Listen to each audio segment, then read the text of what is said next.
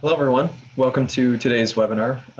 Today's webinar is a topic that's been it's been a pretty big hot topic over the last couple of events that we've held. So we figured that we would go through it yet once again. Not the exact same. We are taking into consideration a lot of the feedback that we're getting in the meetups and other webinars and lunch and learn. So customized, but anyway, my name is Doug Holbert. I'm president here at Integrated IT Group. I'm joined by Brandon Chalice. He's our SLED director and network engineer. And we will be the host for today's webinar. Your users can be your biggest vulnerability. We're going to be kind of teasing some ideas and tips and tricks about how to manage your users and what those vulnerabilities are. We'll begin by reviewing some of the talking points from our meetup last month. Then we'll be covering some common threats, how you can work to defend against them, and ultimately how to prevent them. Before we begin, we'll need to take care of a few housekeeping items. If you're unable to see anything that's on your screen, please take the time now to notify us via the chat. Thanks, we'll be right back.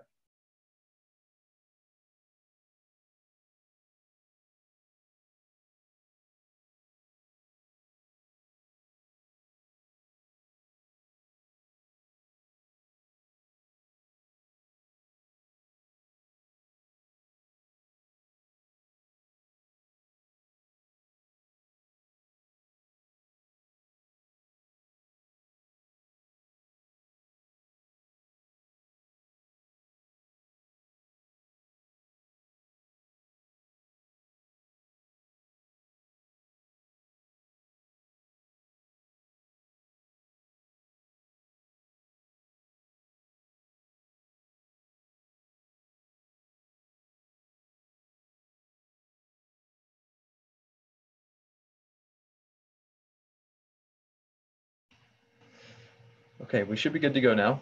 Thank you for being patient.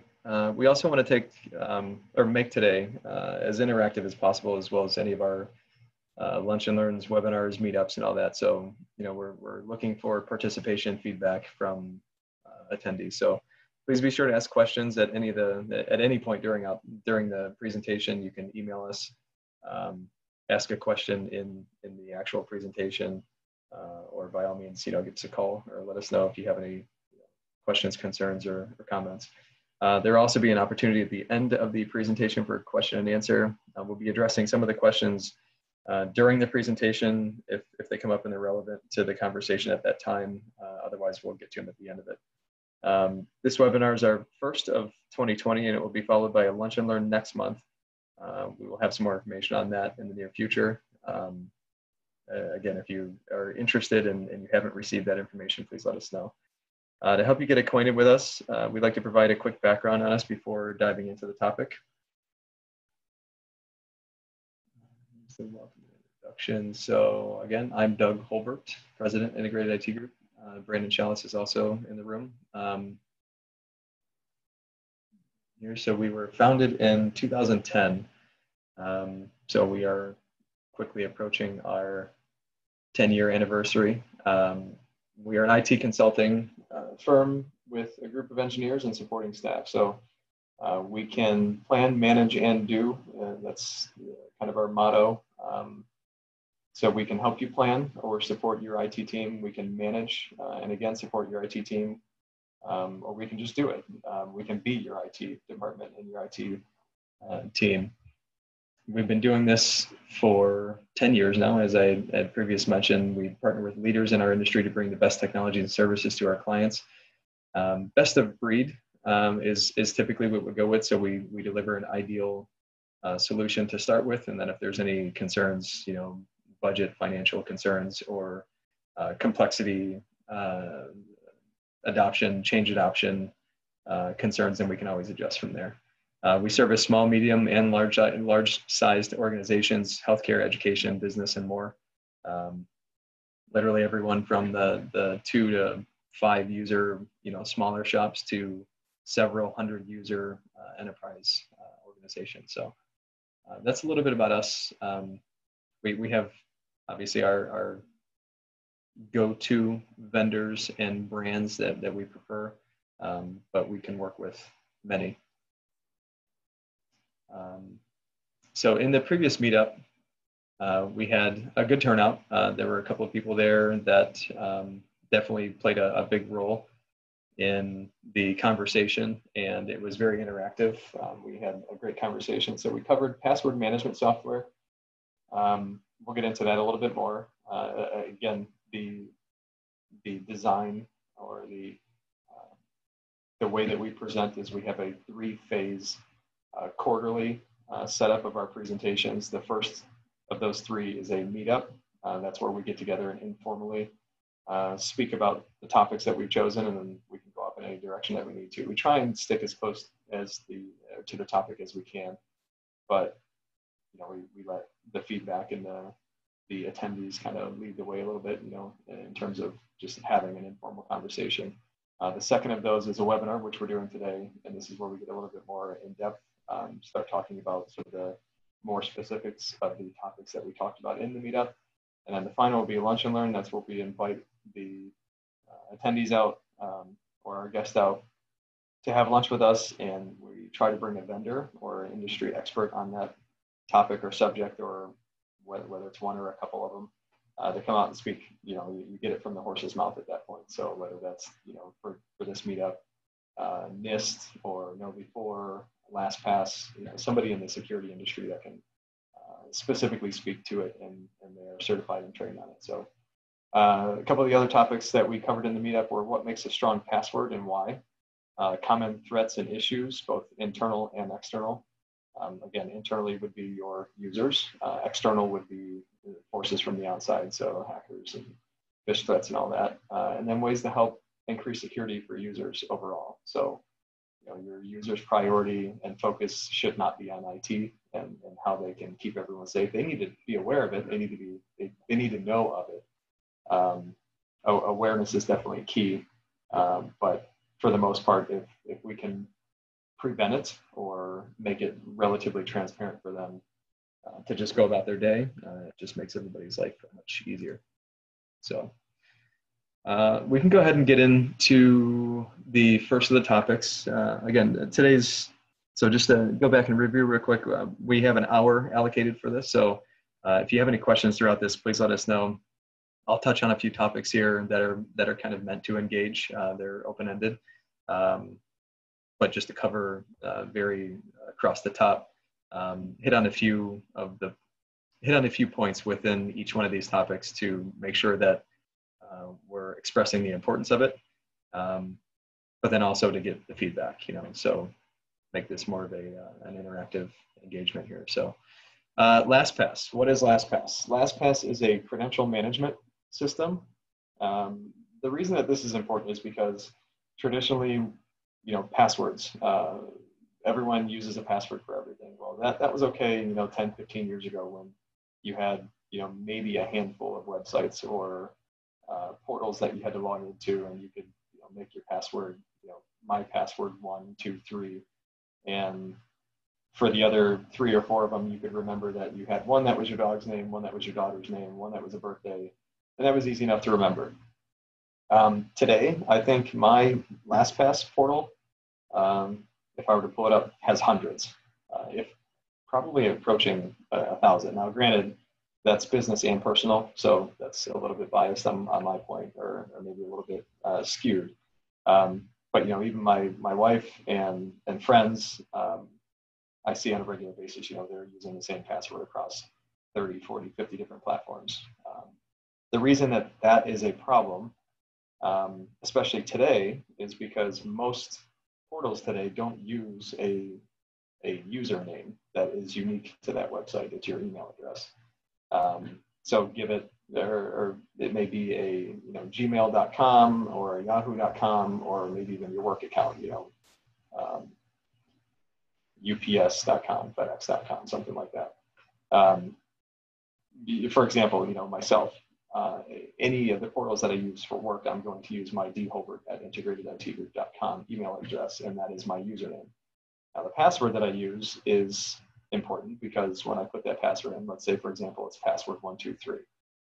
If I use my username, which is my email address, and my password is password 123, well, that's hackable. That's a pretty easy password to get through. So if somebody gets into my email account now they can see all the other portals that I have access to because I'm using my email address to activate those other accounts and I'm getting notifications from those other accounts.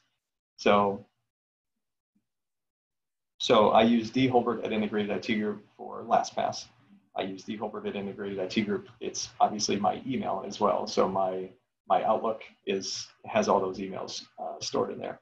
But then say I go to Datto or DigiCert or Splashtop. These are just a couple of different utilities that we use here at Integrated. When I register with those accounts, if I were to use the same password and my email address is in there, now when somebody gets access to just my email, so say they hack my email account, and it's Holbert at Integrated IT Group and password 123. They already know my username for those sites. It's Splashtop because they can just browse through my email. They see that I have an email from Splashtop. They can open up Splashtop, put in my email address. The first thing that they're going to try is the password that they have for my email address. So if that works now they have access to that account. This applies to vendor portals, banks, other wealth management, financial, personal portals, all those different accounts. And too often I see, when I go and talk with clients and customers, even friends and family, what's your password for this? Well, I can't give it to you. Well, why? Because it's my bank password too. Okay, well, that's a problem. You shouldn't be doing that. So Lastpass, this is another feature of Lastpass, but Lastpass will actually tell you or show you in a report how many times you've used your master password or a password, and it will score you on your, it's like a security score. So it'll go through and there's a couple of different scoring mechanisms or scoring metrics that it uses to tell you like you're either not secure at all or you're doing okay, you need to enhance it, or you're spot on. So again, the purpose of Lastpass is credential management. That is so you can make all of your passwords for all your different portals unique to the individual portals. So I can tell you today, I probably remember 2 or 3 of my passwords, even though I have 1,000. And I only use those 2 or 3 for those specific, like for a specific portal or site. So to get into Lastpass, that is one password that clearly I have to remember because that's where my credentials are. That should be a long, unique password. I think mine's something like 22, 24 characters long. It's got a combination of upper, lower symbols, numbers, and all that. So it is unique, but I just have to remember that one password. Lastpass is also 2-factor protected. 2-factor authentication means a second form of verification that you are you. A password is a password, and you can be in the US, you can be in China, you can be in Russia. And I didn't pick those countries for any specific reason. They're just in the news a lot lately. So 2-factor verifies that it is you that's actually trying to use that password. So if I'm sitting here in my office in Twinsburg and I put in my username and then I put in a password, the next screen is going to say, okay, now verify that it's you. Now ahead of time, when you first set up Lastpass, it's going to say, how do you want to 2-factor authenticate? There's a couple different methods there. There's an app that can go on your laptop or your computer. I think the most common is probably going to be a mobile device. It can SMS text you, or it can use an authenticator app. There's several different authenticator apps. There's Google has one, Microsoft has one, LastPass has one. Then there's a couple other Authy and Duo. There's a number of them out there. So the apps, well, I guess I should say all those platforms that do 2-factor rotate through a code. Typically a 6-digit code that rotates every 30 seconds or 60 seconds. So it's changing on a regular basis. So even if somebody were to have access to your phone yesterday, they're not going to have access to your codes today.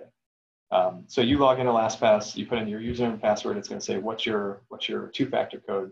You have to open up your phone.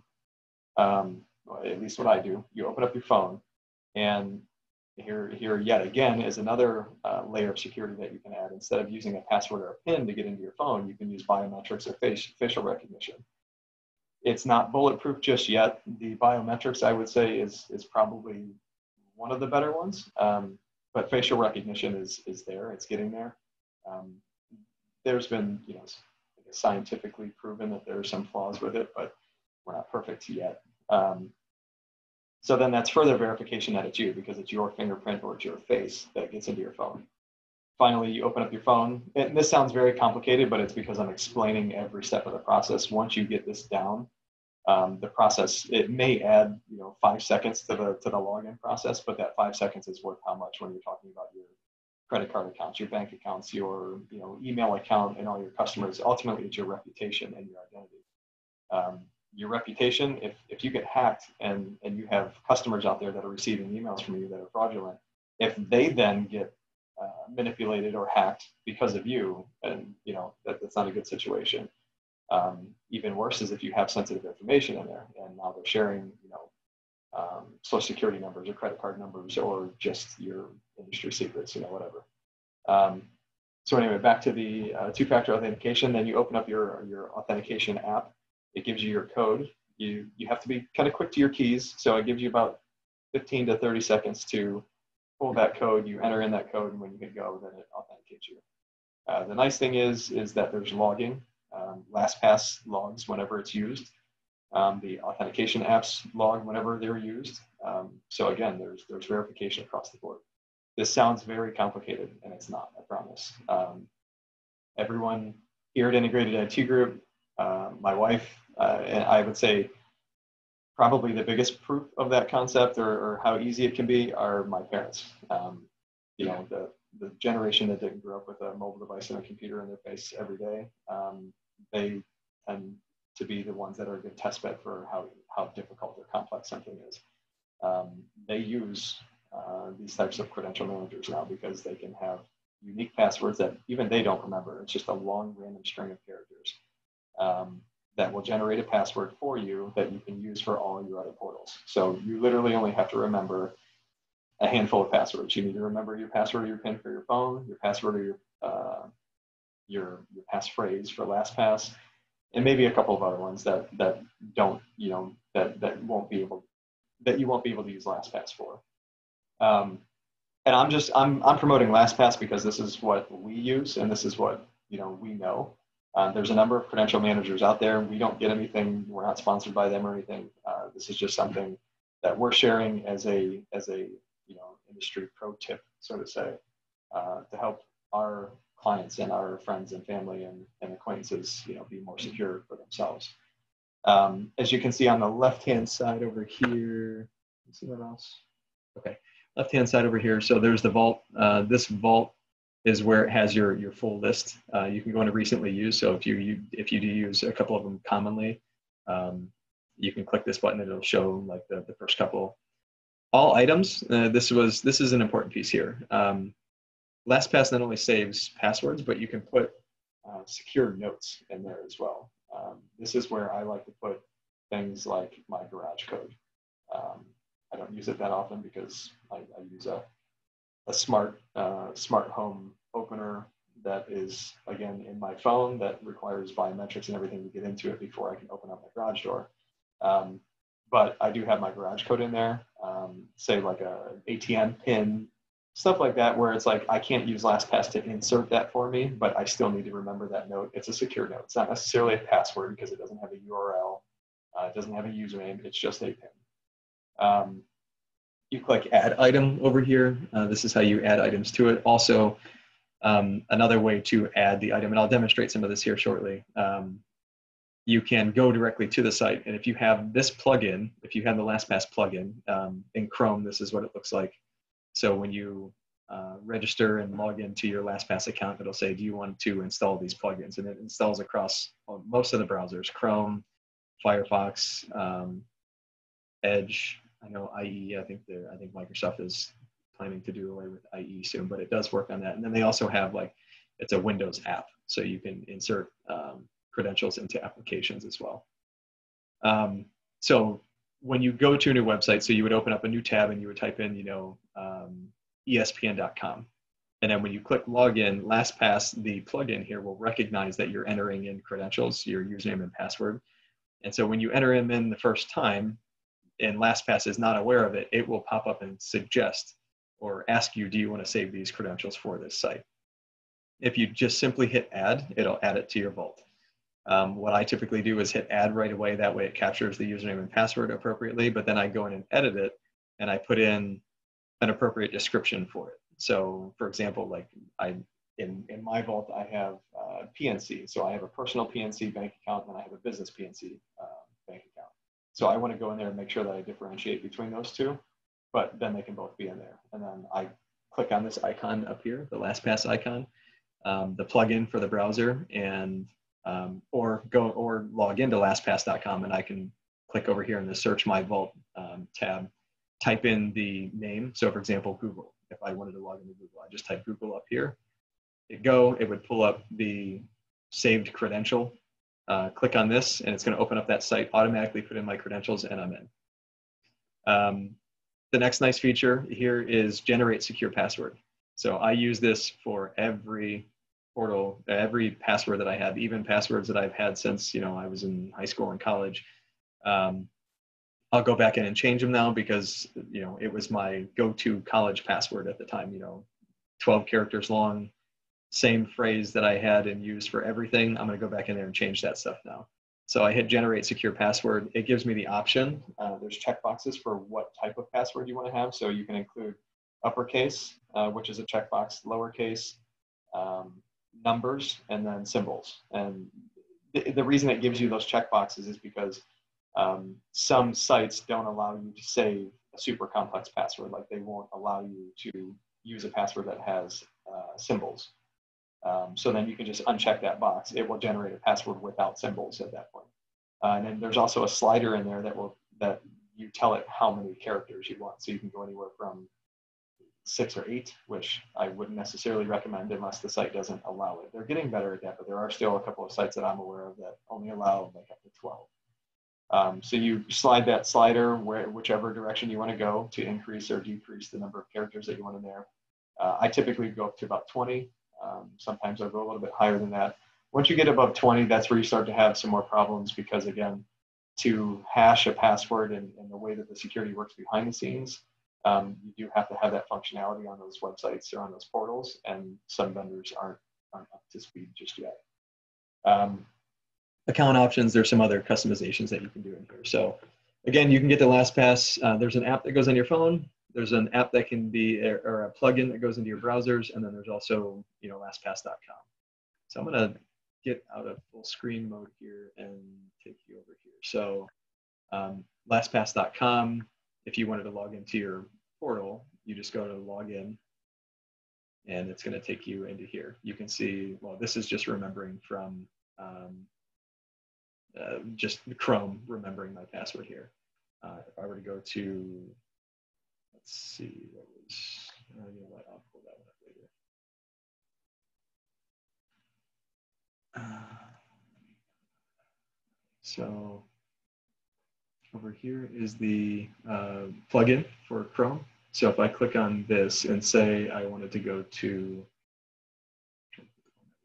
so if I go to DigiCert, I would just type in Digi. It's going to pull up, Digit. So DigiCert right here. So this shows me the site that I've registered. This is actually just the display name. Then it shows my username. So for example, here we had a reason to share a different account for DigiCert. So I have these other ones as well. So, but you can see the username that's going to do.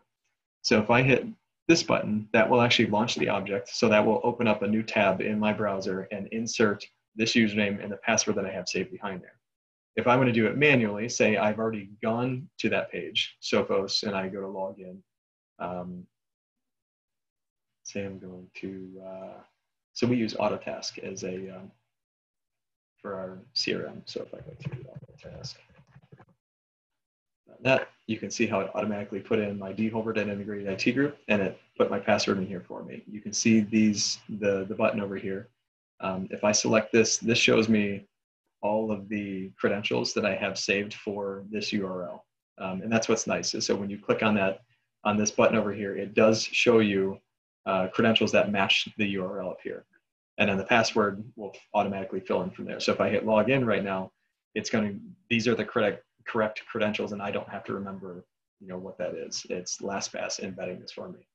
And then again, the two-factor thing that I was referring to. So when I hit login, this is my one-time password. This is two-factor. So now it's asking me to go to my phone, open up a two-factor app, and provide this token for it. So just to demonstrate that piece real quick. let's go back to the website here. So this is lastpass.com. So in the browser on my device, again, in the browser is the plugin that goes in up here. On my device, you can actually have a Windows or a Mac installer that will insert credentials into applications. Doesn't work for all of them. There's some applications that just simply don't allow it, but the ones that it can, it will. Let's see if I missing anything here. So, I mean, if you go to their website, it explains it pretty well. This is how LastPass works. If you go to their homepage, there's a button that says how LastPass works.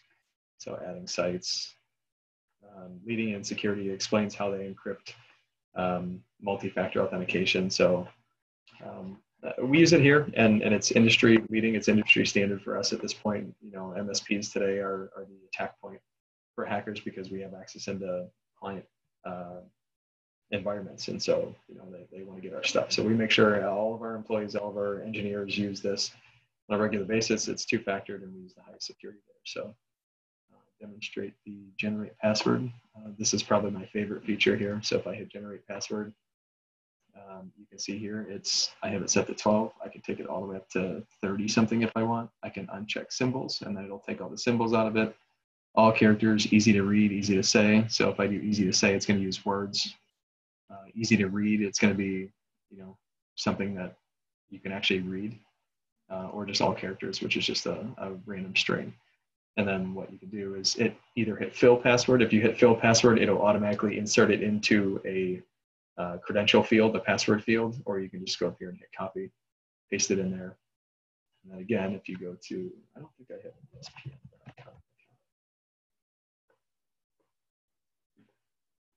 So if I can find this is, I'm going off script right now, so bear with me. So right here, log in. You can see LastPass pulled up here. Oh, apparently I do. I think this was for ticketing. Nope, Disney Plus. There you go. I don't know why Disney Plus pulled up. Disney owns ESPN, right? Okay, maybe that's why. All right, so you can see right here, it automatically pulled this up. But if it didn't,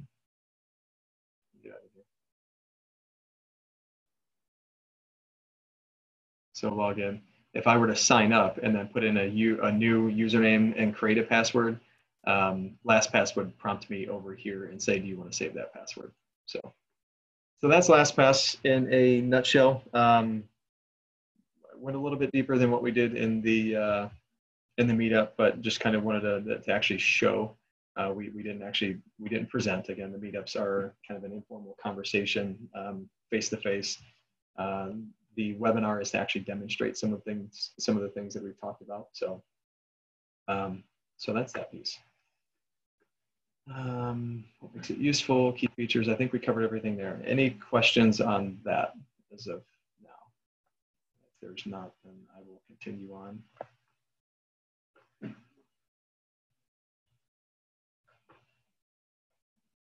Okay, I don't see any questions coming through. We can get to those in a minute. Okay. Next slide here. Elements of a strong password. Kind of went over this. Elements of a strong password. So, I mean, you can see here they have a big X over this password. 1, 2, 3, 4, 5, 6.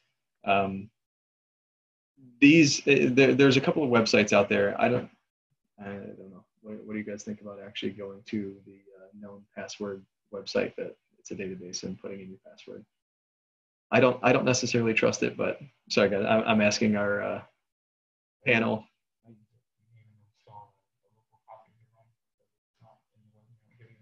Okay, so there are, you know what? If you guys want access to it, I can always pull up we can send you over individually the website that you can go to check your passwords. It was very telling and kind of surprising for me because there were some passwords that were my personal passwords that weren't very easy to guess or know, and they were specific to me, but they were known. Basically, you plug them into the database or into this website and you hit go, and it tells you if it's been used and how many times it's been used, or if it's known amongst the hacker community. From there, then you can adjust your password. I think the most common one is 1, 2, 3, 4, 5, 6. That's because back in the day, it was a 6-character limit. and 1, 2, 3, 4, 5, 6 is in a row, you can just slide your finger across those characters. The other one is across the middle of the keyboard, A, S, D, F, G, H. They just slide their finger across, and that was a quick way to get in. And I'm talking millions of known instances of that password where they've been used in some way, shape, or form. So building a better password length is always better. And I have, I didn't put it on this presentation. Again, I can send this information over individually. If you want it, let me know. There is a matrix that shows the number of characters and the complexity. It's a chart. So number of characters was across the top, and then down the side were the features of the password that you had. So uppercase, lowercase, numbers, and then symbols. As you go down and to the right in the chart and your password gets more and more complex, it's exponentially harder, and it takes a lot more time exponentially for a hacker to figure out that password. So passwords can be brute forced. So it's not just a matter of guessing it or knowing you personally. They can set up a machine or a bot that will automatically try all the variables against your username if the site will let them. For a 6-character password that is just letters, it's like within an hour, a bot can figure out your password and go. So if you're not, what that means is if you're not changing your password every 30 minutes, that you're very likely to get hacked. The more characters that you add, by the time you get to 12 characters and 15 characters, you're talking years worth of time. And once you get to 20 characters and you have letters and symbols and numbers, it's decades. I forget what it was, thousands of years. So capitalization, symbols, variants, best practices, where is it stored physically versus digitally, uses elsewhere, how often it's changed. So all these things kind of are what you need to take into consideration when you're creating a password. Here's a slide actually demonstrating exactly what I was just saying. Forgot that the slide was here. So time to crack your password, if it's 6 characters containing just numbers, it's 0 seconds. They pretty much put that in and it will crack it right away. This is 11 characters containing just lowercase, ITG webinar. But because it's 11 versus 6, it takes up to 7 hours to crack this. It's up to 7 hours. So obviously if it guesses it first, this is just the max time. So here's 12 characters. So one more character, lower, upper, and numbers, it can take up to 1 year. Here's one that's complex. It's still only 12 characters, but with all the complex, or with every type of character, lower, upper, number, and symbol, 125 years. So if you change your password once every 5 years, you're fine. If you increase this number, so this has all the complexities, but still only 12 characters. If you go up to 15, this goes to like 1,000 years. So what that means for you is that it's much more complex. It's harder for even a bot, a robot, machine to go through and figure out your password. And then obviously, where you save your password is as important. If you save your password in an Excel spreadsheet and it's in your My Documents folder and somebody gains access via some other malicious attempt, then you're kind of out of luck. So that's where Lastpass stores this in their encrypted cloud storage, and then you need 2-factor to get into it. It's pretty safe. By the way, Excel passwords and Excel protection is very easy to overcome. We've had several of those be hacked over time. So let's go on to a few other things here. So common threats, this is a little bit more broad, but talking about common threats that we see today in the business landscape that are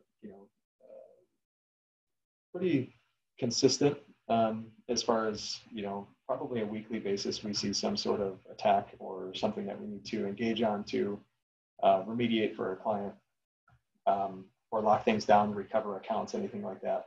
Phishing, this tends to be a big one today. We get these as well. Phishing is an attempt to look like somebody else. It's almost like spoofing, but they're phishing. They're trying to pull information from users, and how they do that is whatever they decide to do. But it can be they're pretty clever these days. CEO fraud is one phishing attempt. CEO fraud is where an email or some type of communication from the outside coming from a different email server. It can be coming from a Gmail account. It can wherever it could be coming from, but not the actual CEO's email account. Will come through, but it has a display name of the CEO. So your CEO is Joe Smith, and you get an email. Typically these go to accountants or somebody that has second level of authority to cut a check, to use money, to share information, sensitive information, CFO, CIO, CTO. They'll say, hey, can you cut this check and send it to these people over here? Can you go get iTunes gift cards is a common one, and send me over all the numbers and everything because I'm entertaining a client and I want to take them out and do whatever. It has a display name. So somebody that's busy and they're not paying attention, and your average user, they can be very aware of security and get fooled by these. It happens all the time. An email comes in to your accountant and it says it's from your CEO. Joe Smith is the display name on there, and they say, hey, can you go do this for me? Who's going to question the CEO? Nobody. So the user has to be vigilant. A way that we can help, or a way that you can apply a security measure, is by going through, so specifically for emails, there's what's called Impersonation Protection. That's where you can tell the email flow filter, your email filter coming in, your spam filter, to take a look at that email and inspect more than just the content of the email. So at this point, CEO fraud, you're going to want to look at the display name. So what you can tell that rule is if any emails coming in from the outside don't match your CEO's actual email. So if it's hacker@gmail.com and it's coming through, but it has a display name of Joe Smith, it'll look at it and say, hold on, you're not, like, this is Joe Smith. Joe Smith is supposed to be one of our internal users. If it doesn't match Joe Smith at yourdomain.com and it's hacker@gmail.com, it'll block it. And then it'll send you an email and tell you that it did. That way, if you are trying to get that email, you're at least getting notified of it, and then you're also more aware of it. Social engineering and verifying information, those are also verifying information specifically.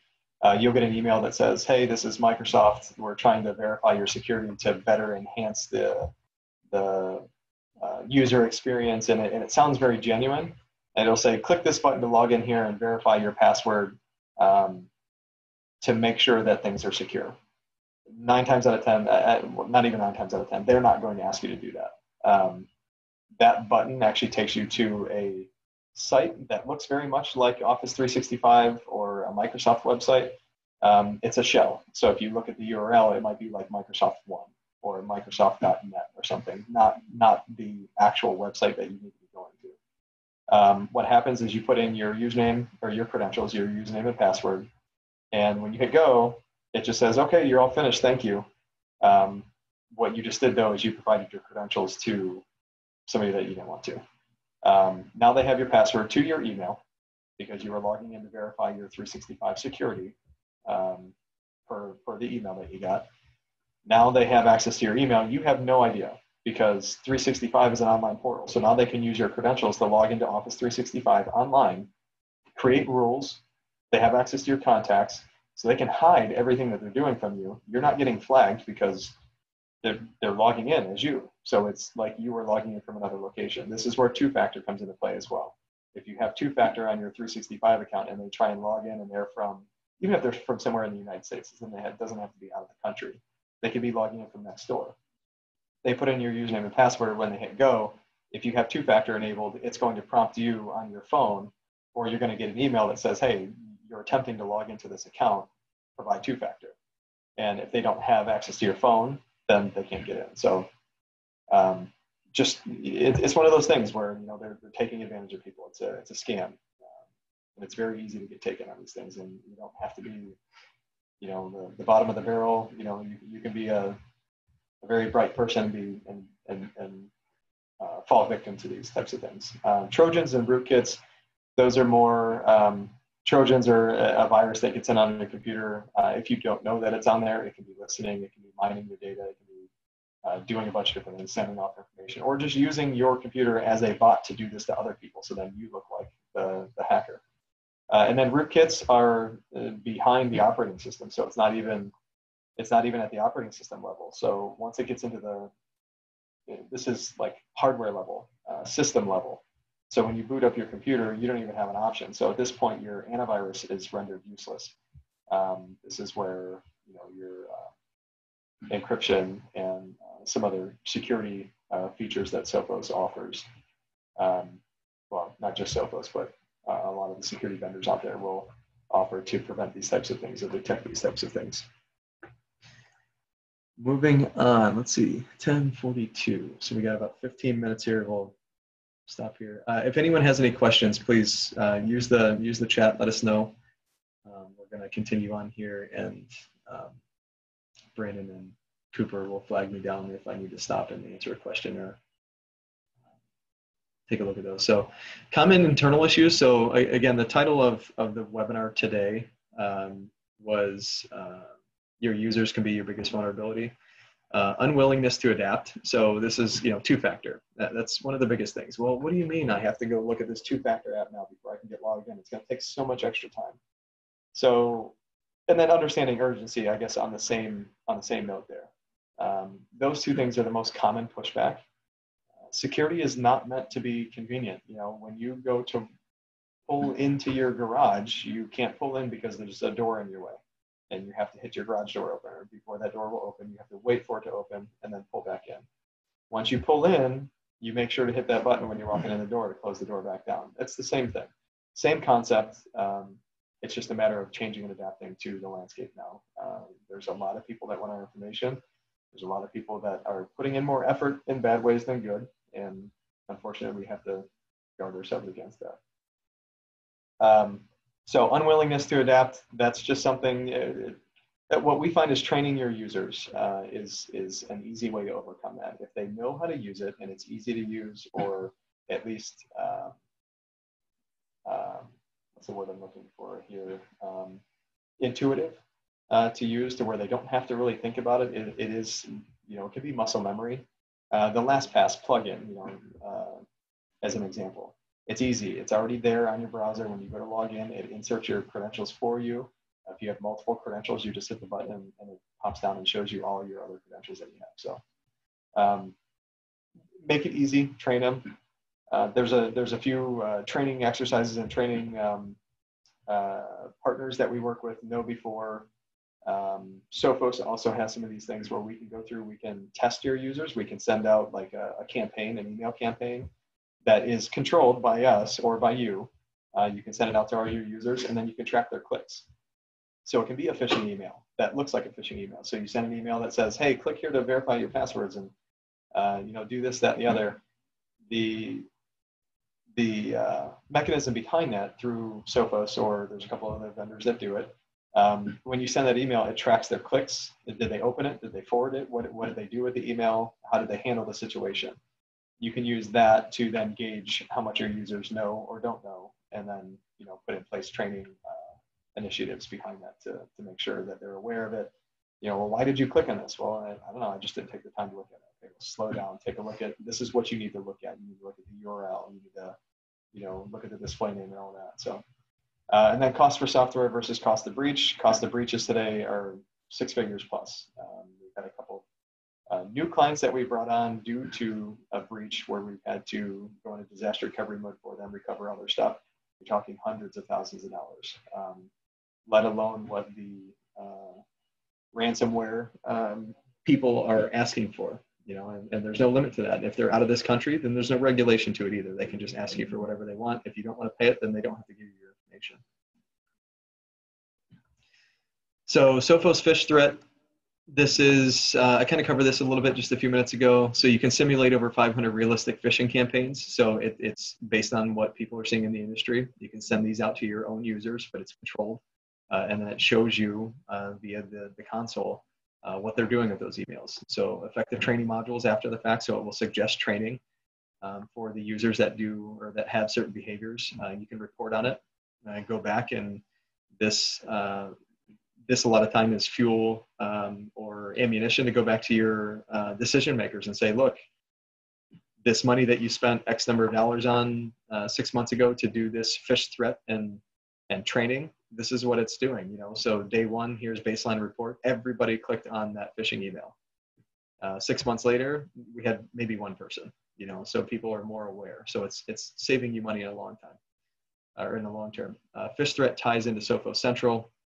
Sophos Central is a centralized dashboard that can manage your firewall, your endpoint antivirus, a component or a concept that they have that's called Intercept X, where it ties together all of your security features, analyzes all the information, and they talk to each other. So now if your firewall sees something and your antivirus sees something and your web filter sees something, they're all talking to each other to analyze that information and make better decisions instead of siloed decision making. And then this is, I mentioned this a couple of times today, it's easy to use. That's one of the biggest challenges that we have when we go out and say, well, you need to be more secure. They say, well, how difficult is it? Because I'm a network administrator or I'm just a decision maker. I need to be able to do this on the fly. If it's easy, then it you know, the adoption rate is much quicker, much easier.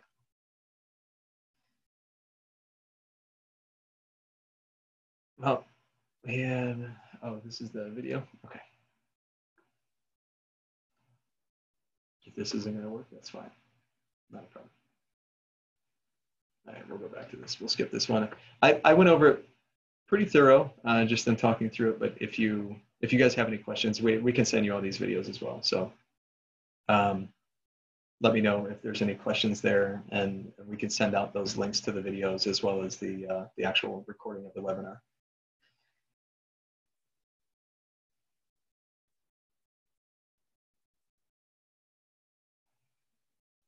All right, so let's see here. Coming full circle, all that was tied into the videos that we had queued up, but it appears that there's a permission thing. But we'll send all that information out if you need it. And I'm a little bit long-winded, if you guys can't tell, so we're kind of crunched on time at this point as well. I'm more than willing to entertain any individual conversations and spend a little bit more time with you individually. We can go into as much depth as you want, so don't worry about the information being readily available right here. So coming full circle, what can you do today to improve user security?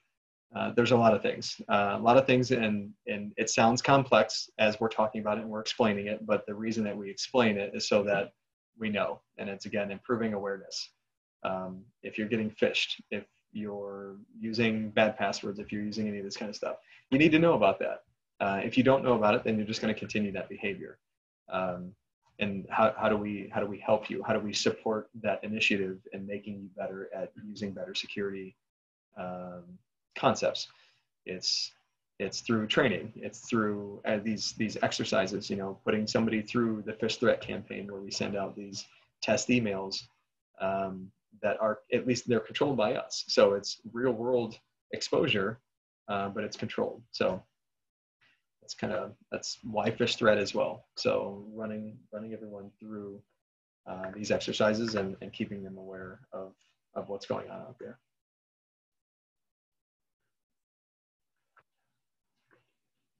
Oh yeah, that's fine. So I'm getting whispers as to why the video didn't work, but we can send all that out to you. So not a big deal. So questions. We'll open up the floor here for a couple minutes. If anyone has any questions, please let us know via the chat, and we can get back to you. We finished up just a couple minutes early here. We can touch on any of these. Actually, you know what? I did want to touch on, which this was a last minute thought as we were preparing this morning. So we did Lastpass, we did Sophos. Here's NIST. NIST is the National, I'm going to screw it up, National Institute of Standards and Technology. So NIST is a government organization that comes up with guidelines for security. They were the ones that defined the complexity requirements for passwords many years ago, where it said minimum 8 characters, and it needs to be complex, you know, numbers, uppercase, lowercase, symbols, numbers, and all that. That was their recommendation a long time ago. They are now saying, as of what, 2 years ago, Brandon? I think it was about 2 years ago, where they pulled back that and they said, forget all that and make it as long as possible. The character length is the best. Yeah, this is a new article that they just pulled out that I was reading through this morning. So in this publication, Yeah, so, okay, yep, June 2017. So yeah, it was about 2 years ago. NIST has a lot of information. It's dry. I mean, it's a standards and guidelines at the government level. So of course it's going to be a little bit dry. We can summarize it for you. Just let us know if you want to have that conversation. We can come through and talk through all this stuff. The organizations, businesses that we support that are compliant or that have compliance, they're regulated in some way, shape, or form. PCI, HIPAA. What's the government one? It's slipping my mind right now. Military. I forget what the word is for it. But if you have some type of compliance that you need to meet, that is where these guidelines will definitely steer you in the right direction, and it becomes a means of a target to achieve. It'll actually outline what you should be doing, and then that's a lot of times what those compliance and regulations are set by. So it'll define everything in here: authentication, the assurance levels, authenticator and verifier requirements. So it kind of runs through all these threats and security considerations. I'm not going to go through all this today. Obviously, we don't have enough time here, but it's dry, but reading through it may help you understand just a little bit more. So multi-factor, single factor, out of band, all those things. And then Zoom. That's our, let's see, I don't, yes. 1 minute. I guess we'll give this another minute to see if there's any questions that come through. Gonna mute here for 1 second, and I'll be right back.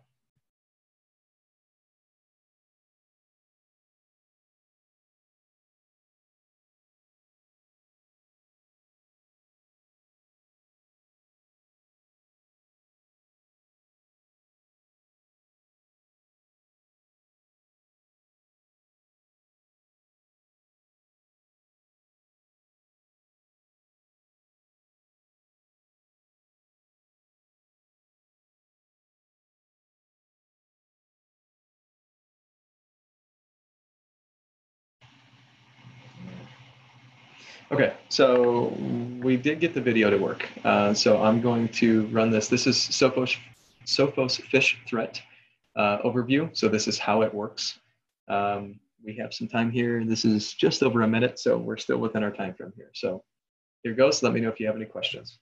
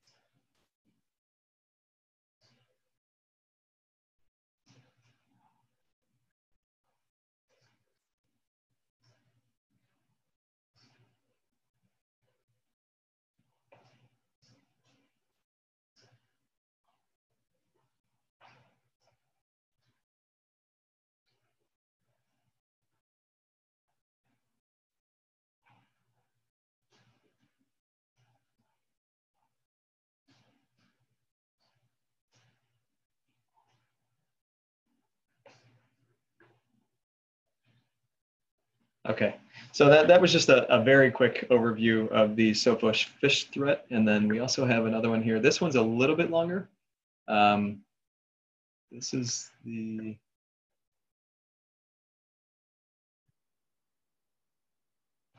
give me just 1 minute here. I'm gonna try and get this audio to sound better. One second.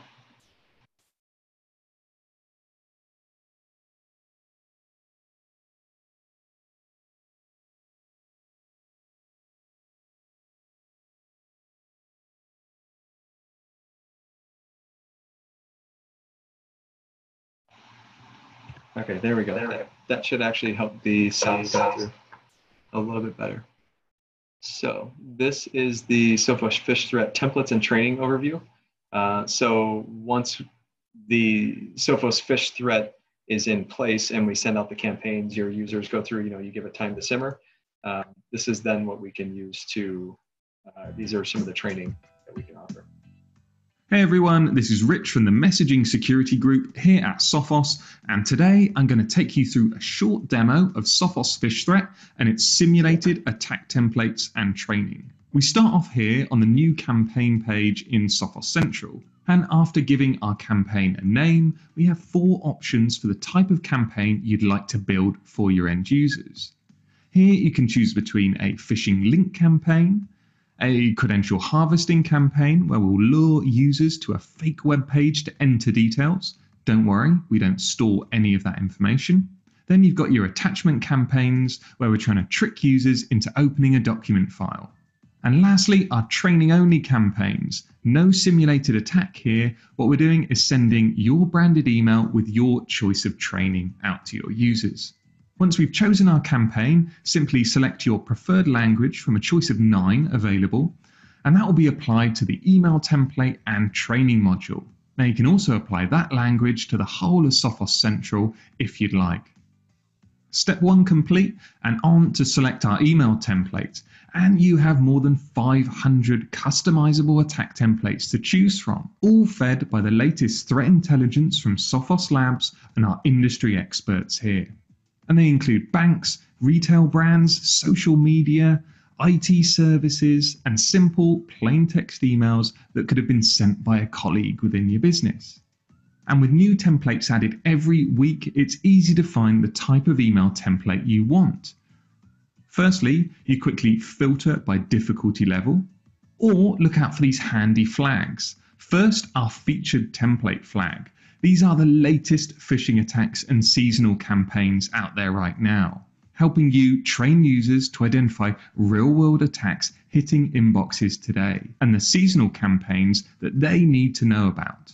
And in the case of this credential harvesting attack that we've selected, you can also see the web page that your end users will be sent to after clicking the email. And for the freshest campaigns, look out for the new template flag.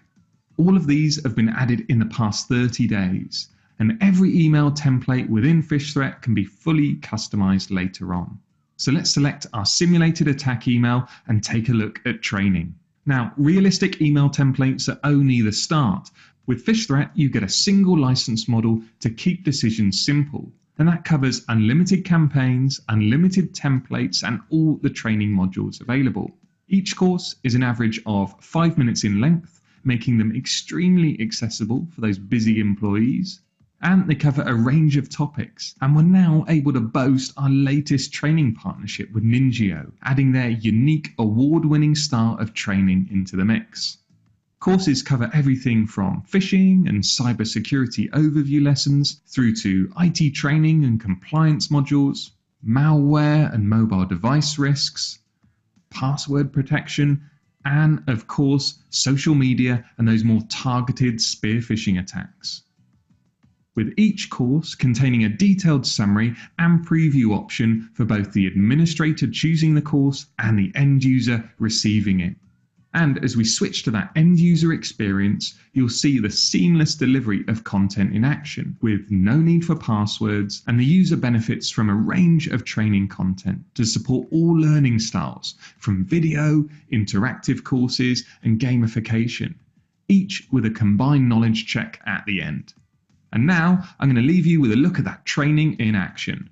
Thanks very much. A lot of people don't realize it, but the information they post on .social or any other social media page can aid hackers in exploiting them. They use it as a way to gain your trust. Pat's first mistake was that he didn't have his .social privacy settings turned on. This meant anyone could view his page and determine all kinds of personal information about him, including who his friends were. And while the company is saying no social security numbers or payment cards... Hey, what just happened? Ugh, the power went out. I wonder if it's just our building. Looks like the entire block is out. Oh, wait. The whole city.